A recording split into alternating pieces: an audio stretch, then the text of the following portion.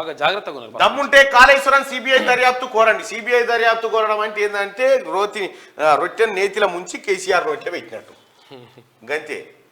ఇప్పటిదాకా చేసిన దర్యాప్తులే నీ కేసీఆర్ మీద. ఫస్ట్గా వాటికి సమాధానం చెప్పు. 48 గంటల్లో విచారణ మొదలవుతుంది.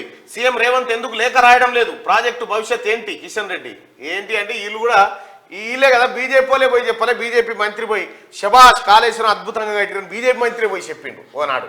బీజేపీ లీడరే పోయి ఎంత అద్భుతంగా కట్టినావు కేసీఆర్.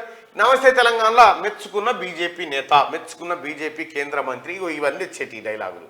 ఇంకా వీళ్ళు సిబిఐ ఎంక్వైరీ చేస్తారంట, నమ్ముతారు. తెలంగాణ ప్రజలారా కాళేశ్వరం మీద సిబిఐ ఎంక్వైరీ చేస్తే కేసీఆర్ లాభమా నష్టమా చెప్పురి?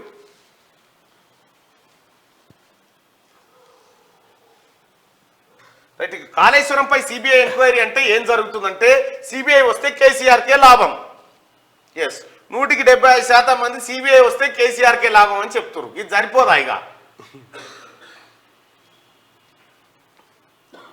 గది ఆ సినిమా గురించి కానీ అంతకు మిక్కిలి ఏమీ లేదు బ్రదర్.